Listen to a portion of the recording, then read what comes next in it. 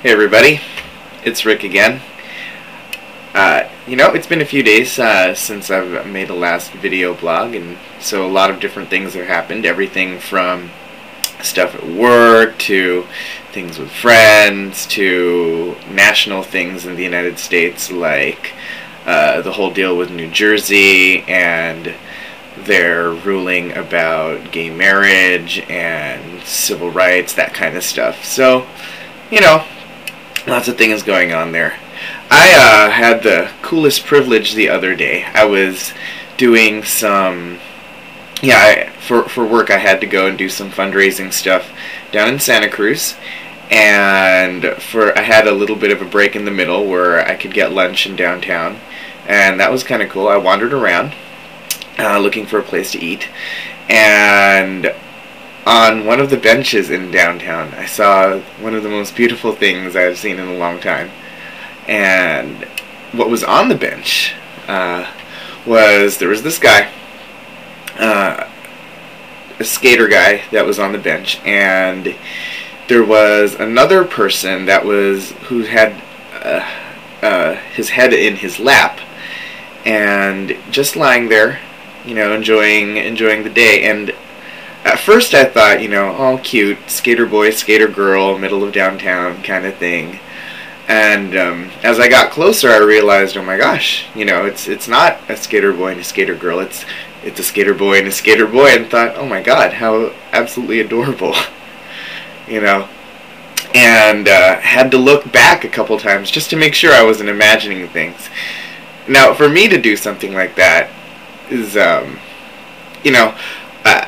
have this thing about looking, gawking, I guess, and I don't like doing it, but the fact that I was so unaccustomed to seeing something like that in a place that's so public and so not designated queer space was really refreshing to me, and I couldn't stop looking. It was so great. And the thought that crossed my mind was, my God, don't I want that to be able to be possible everywhere, right?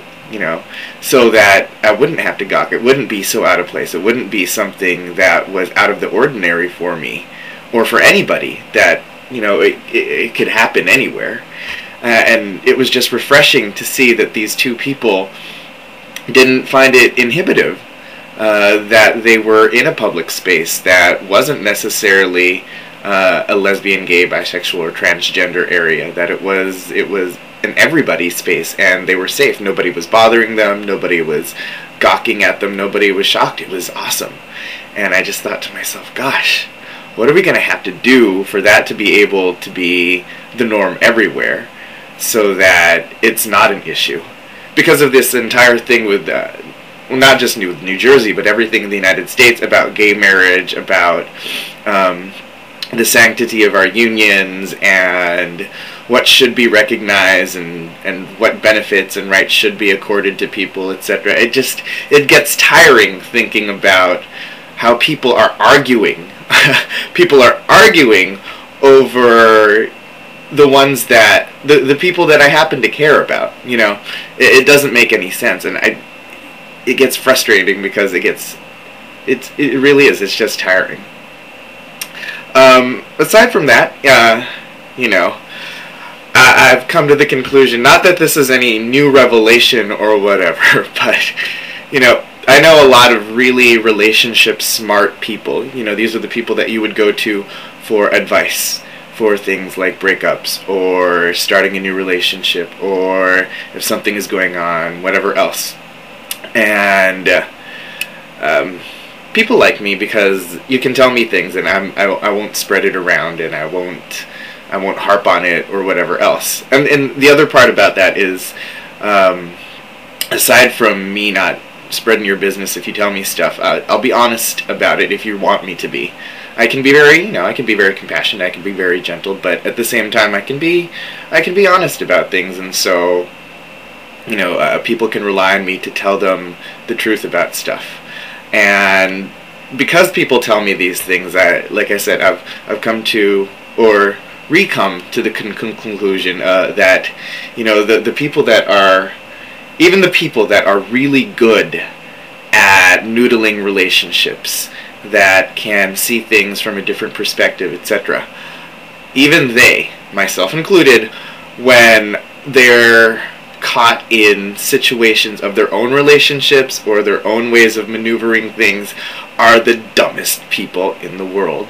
There's something about being in that situation that I think stops the blood flow to certain parts of your brain, and you become incredibly dumb. Suddenly, where you were telling your friends that, you know, it's a good idea to slow down at certain points in a relationship, it's a good idea to be more attentive in certain points of a relationship, etc., etc., those things suddenly don't translate to yourself, and then you're making those same mistakes, and you can't even see them because somehow you're caught up in your own desires and wants and insecurities.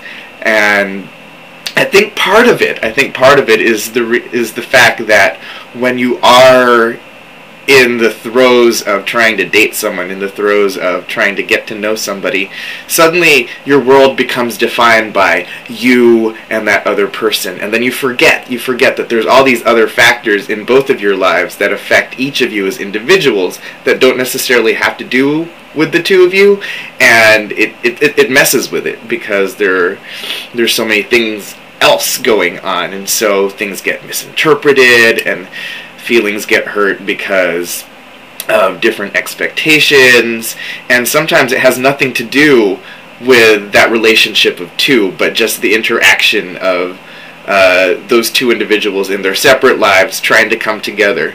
It's a tough thing, and so, you know, I don't care who you are. If you're the best, and they do it in our media, you know, they show us, not as a lie, but as a reflection of our reality, that those of us that have the best advice, the best experience in these kinds of things, know so much about these kinds of things because we're the ones that fucked up the most. And so that's just my thought of the day for relationships and stuff.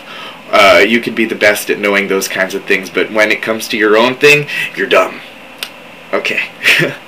I guess the last thing on my mind is, now that I'm really getting into this video blogging kind of stuff, and I found some video editing things on my computer, I really want to start this project.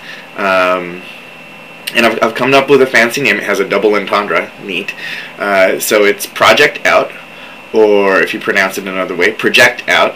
And in the next couple of weeks or so, I'd really like to start this project where people will be able to either send me their videos on YouTube, hosting it themselves, or they can send me it through my email and I can host it.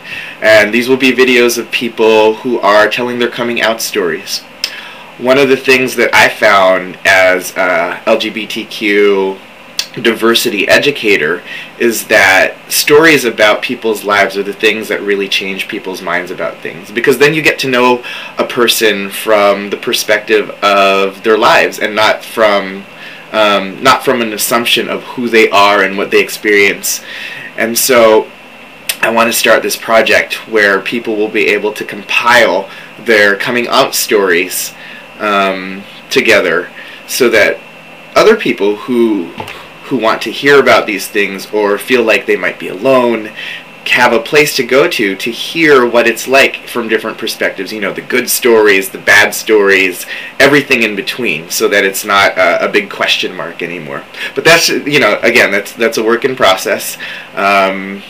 I do have the title for the project. It's not the most original thing, but I appreciate it because of the double entendre behind it. So hopefully in the next couple of weeks I can come out with that, and hopefully some of you out there can help me by either sending me your videos or hosting a video on your thing, and then I can compile it into a playlist.